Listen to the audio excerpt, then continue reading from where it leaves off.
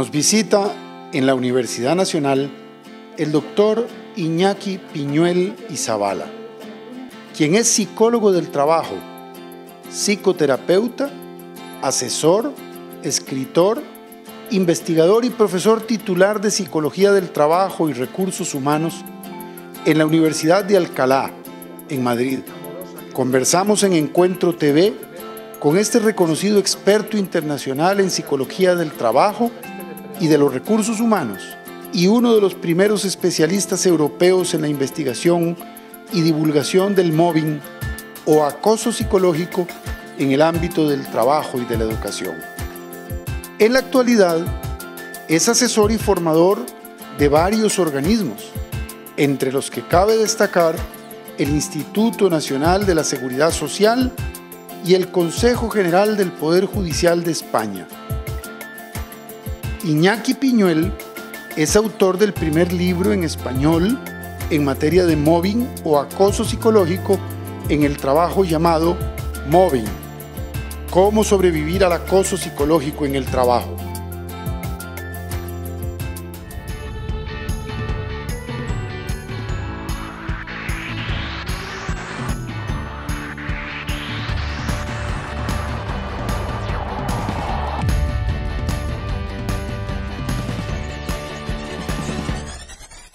Que estén todos muy bien en sus casas. Estamos en un programa de encuentro de la Universidad Nacional, de la Rectoría y la Rectoría Adjunta de la Universidad Nacional.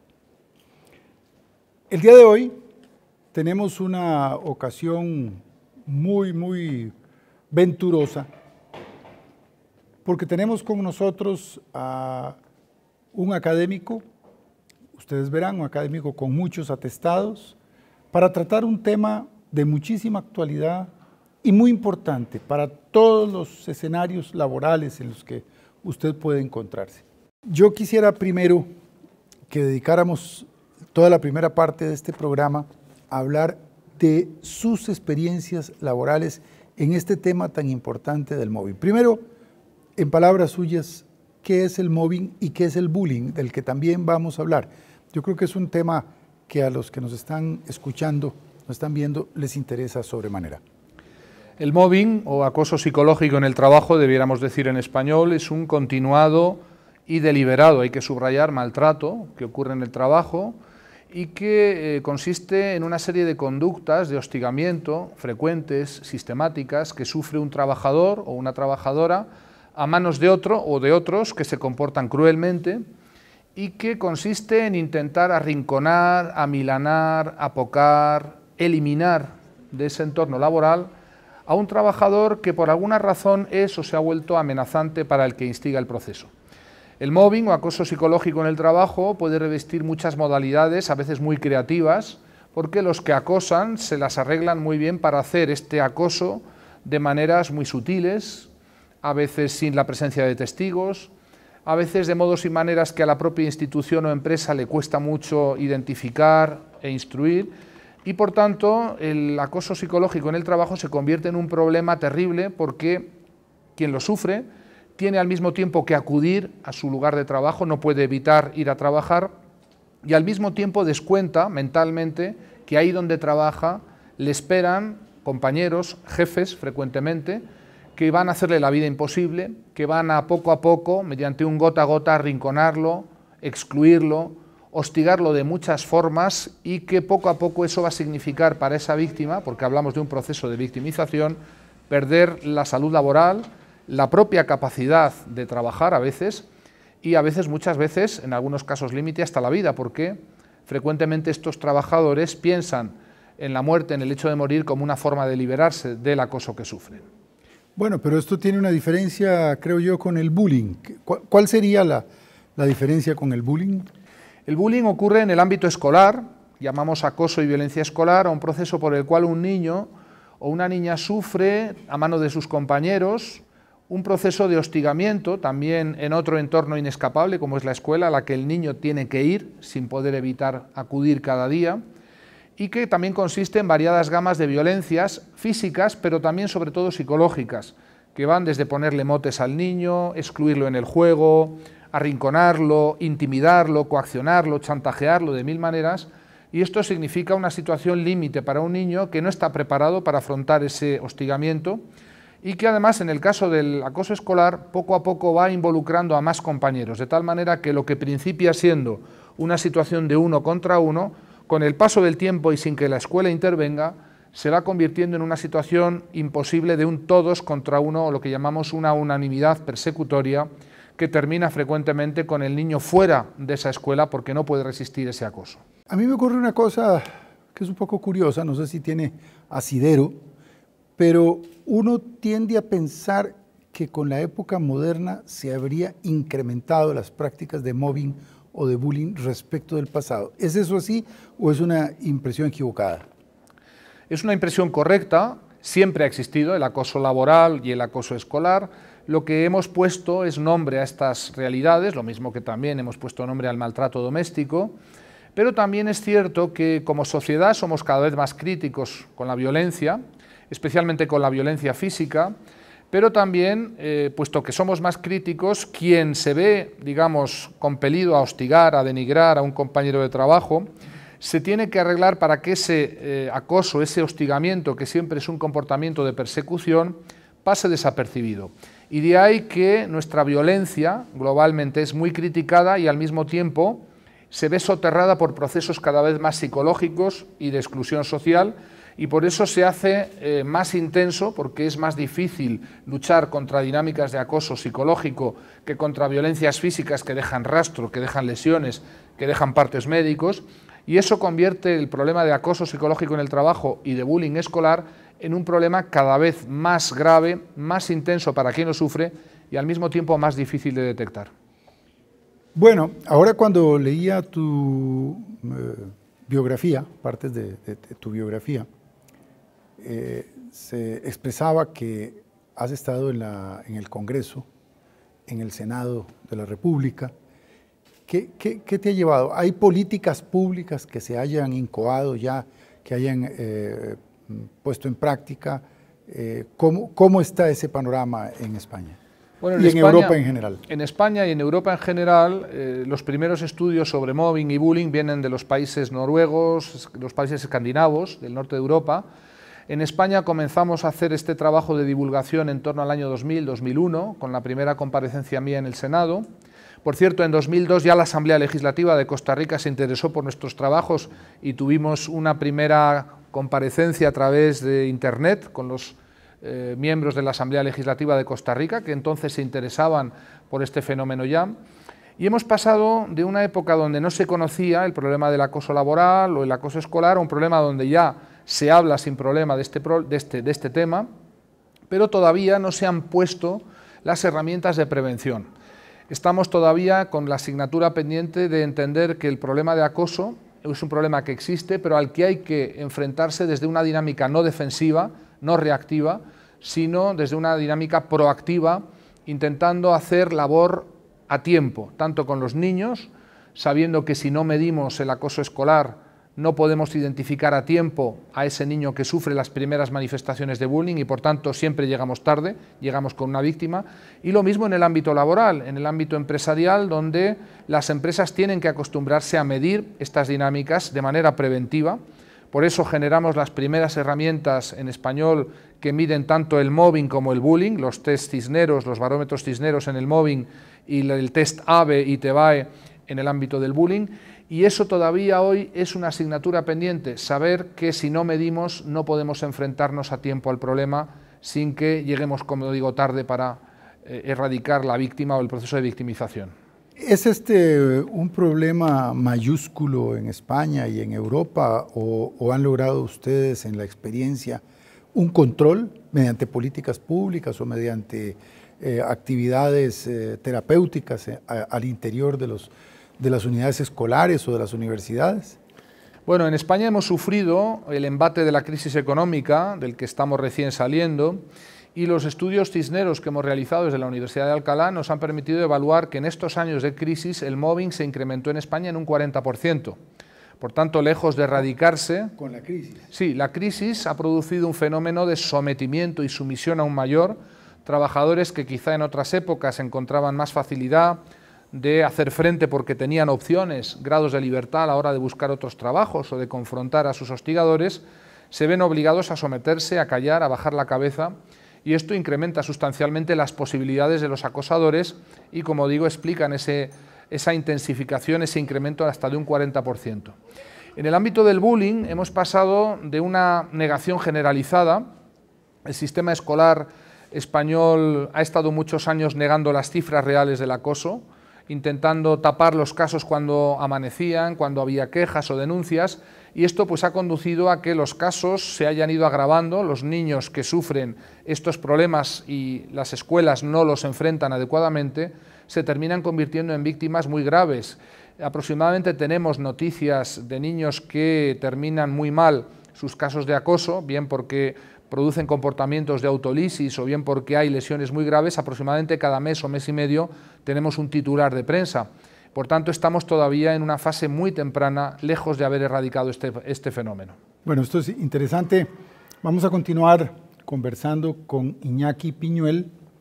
Es profesor, ensayista, académico, nacido en Madrid, de madre vasca, padre español, y estamos revisando con él las definiciones y las experiencias sobre el mobbing y el bullying.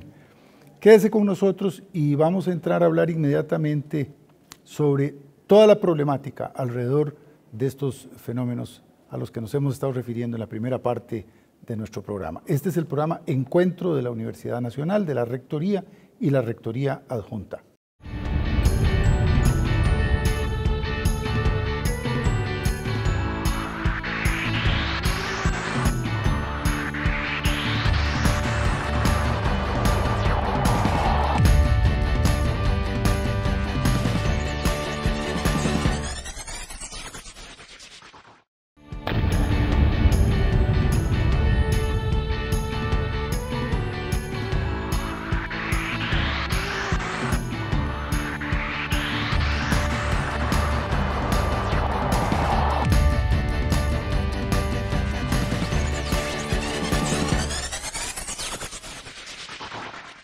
Estamos conversando con Iñaki Piñuel, ensayista, profesor en la Universidad de Madrid. Es madridista y de madre vasca. Y estamos hablando sobre el tema del mobbing y del bullying. Ahora queremos pasar, después de haber estado en la primera parte, viendo un poco la problemática teórica alrededor del bullying, definición del bullying, del mobbing, definiciones, experiencias en Europa y en España. Y ahora queremos plantear algunos temas que nos luce a nosotros, que son temas típicos en nuestro medio social. Algunas personas dicen, bueno, qué difícil, ¿cómo saber esto del mobbing cuando una persona es acosada laboralmente? Hay inventos, hay personas que inventan, y ahora, como está de moda, pues existe la tendencia a satanizar a un profesor, y entonces es imposible saber cuándo hay realmente una situación de acoso. Iñaki, ¿cómo es esto? ¿Te luce que esta es una cuestión común o es fácil distinguir? Siempre que un problema, antes ocurrió con el maltrato doméstico, y siempre que un problema se socializa y los medios de comunicación se ocupan cada vez más, hay un cierto peligro de banalizar y de vulgarizar el concepto, pasando de una situación donde nada es mobbing o bullying a otra donde todo lo es, ¿no? Yo siempre digo que ahí es la información y la formación y capacitación las que nos vienen a ayudar, ¿eh? Es verdad que un acto puntual de hostigamiento o una injuria o un insulto, eso siendo un acto puntual no puede calificarse como un proceso, que lo denominamos así, de continuado y deliberado maltrato, que es el mobbing o el bullying. Es verdad que hay que ocuparse de esos hechos puntuales, pero las instituciones públicas, como una universidad, como una administración pública, también las empresas privadas, tienen interés en dotarse de protocolos de prevención, que significan dotarse de organismos internos que instruyan, y digo instruyan técnicamente y rápidamente estos casos, para evitar que esto, que pueda ser una queja o una denuncia interna, se convierta en un linchamiento público paralelo para un profesor, en el caso de una universidad, o un trabajador, en el caso de una empresa, Y esto garantiza las dos partes, la verdadera víctima de mobbing que pueda haber atendido a tiempo su caso y el falso positivo, la persona que pueda ser falsamente acusada por parte de alguien que busca con eso quebrar su imagen o difamarla.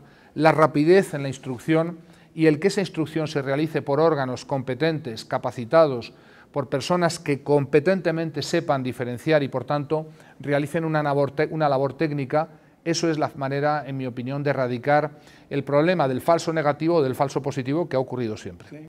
Sí, yo tengo la impresión también, pero usted me dirá si estoy en lo correcto, tengo la impresión también que una golondrina no hace verano. Un acontecimiento aislado no puede permitir que se catalogue a un profesor, a una profesora de acosador laboral. Es una conducta repetida y bastante, al fin de cuentas, bastante clara.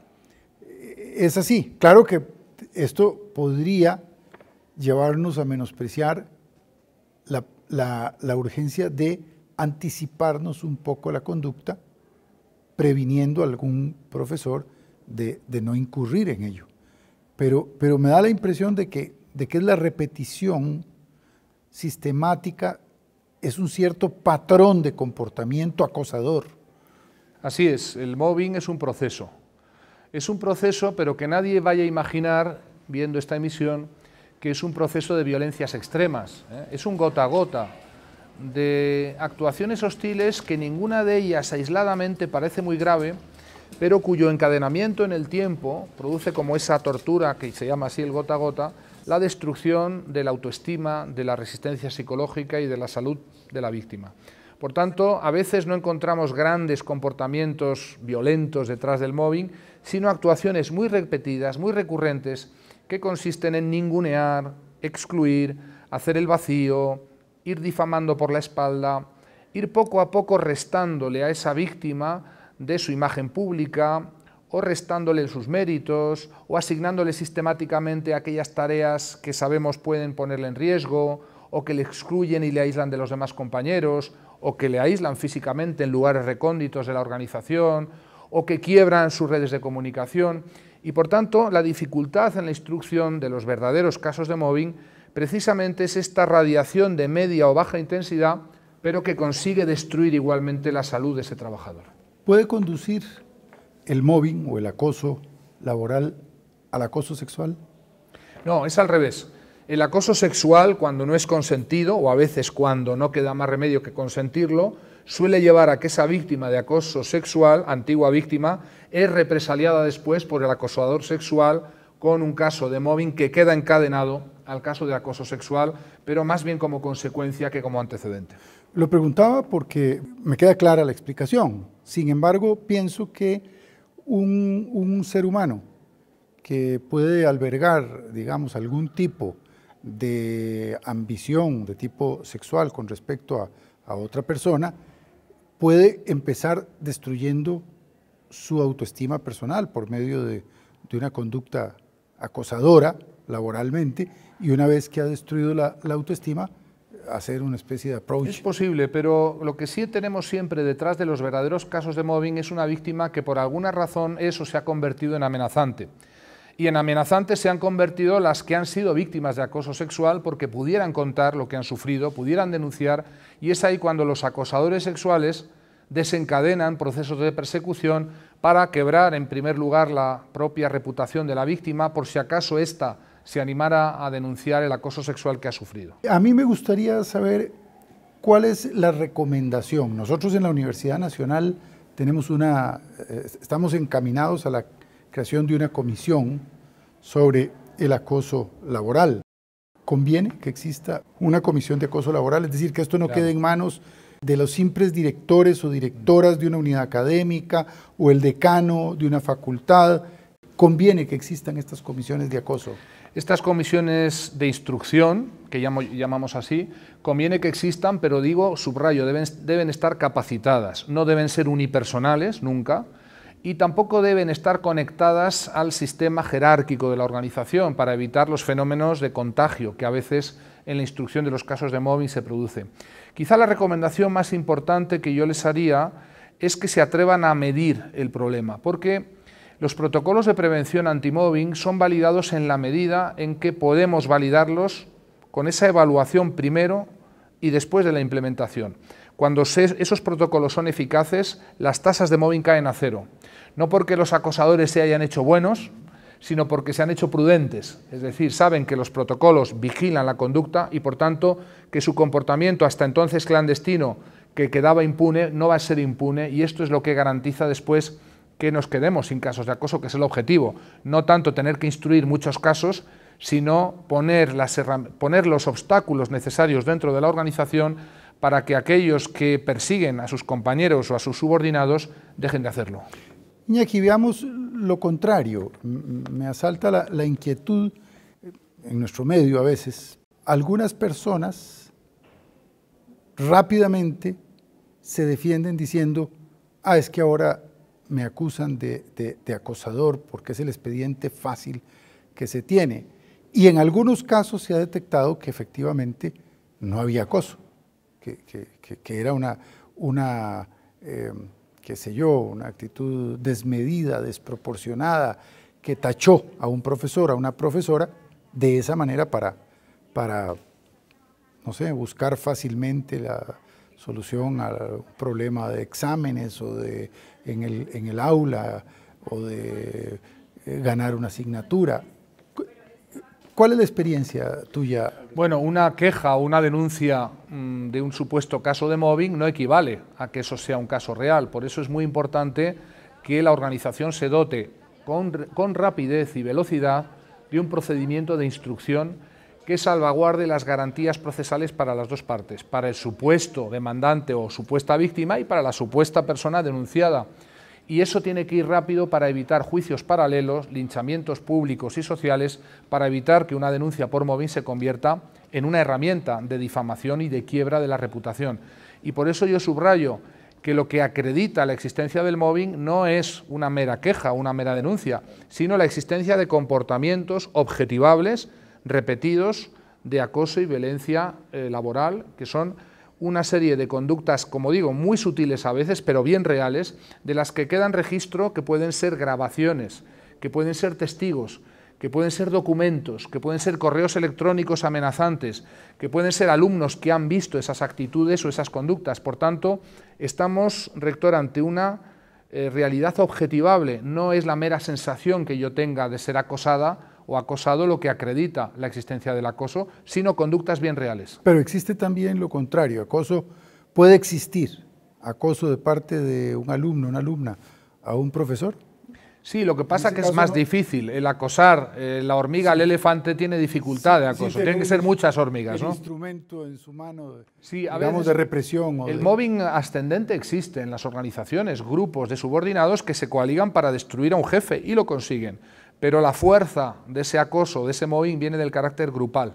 Es muy difícil que un estudiante, acose a un profesor si no organiza de alguna manera esa revuelta colectiva o esa instigación del proceso no se convierte en una unanimidad. O intimidación. Así es. Sí.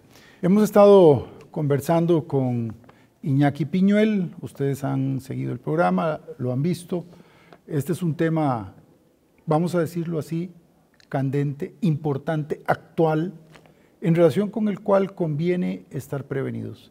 Este programa lo buscamos denodadamente porque sabíamos que el profesor Iñaki Piñuel nos iba a visitar y lo hacemos con el propósito de que usted esté informada o informado de todos los problemas concomitantes a la conducta como acosadora laboral. Y hemos tratado el tema también del acoso sexual, cómo se relaciona el uno con el otro. Buscamos su información. Este es el programa Encuentro de la Universidad Nacional, de la Rectoría y la Rectoría Adjunta de la Universidad Nacional. Le vamos a agradecer al profesor Iñaki Piñuel habernos acompañado y nos ha dado conferencias aquí en la universidad y también en las otras universidades del Estado costarricense. Así es que hemos estado con una autoridad que usted lo habrá comprobado. Saque sus propias conclusiones, investigue al respecto. Muchas gracias por haber estado con nosotros.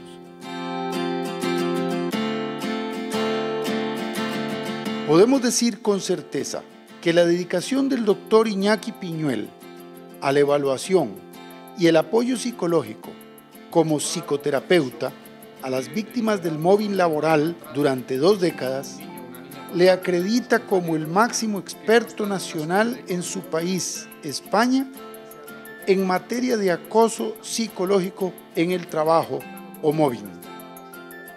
Ha recibido el premio Everest al mejor ensayo empresarial por su libro Liderazgo Cero, el liderazgo más allá del poder, la rivalidad y la violencia.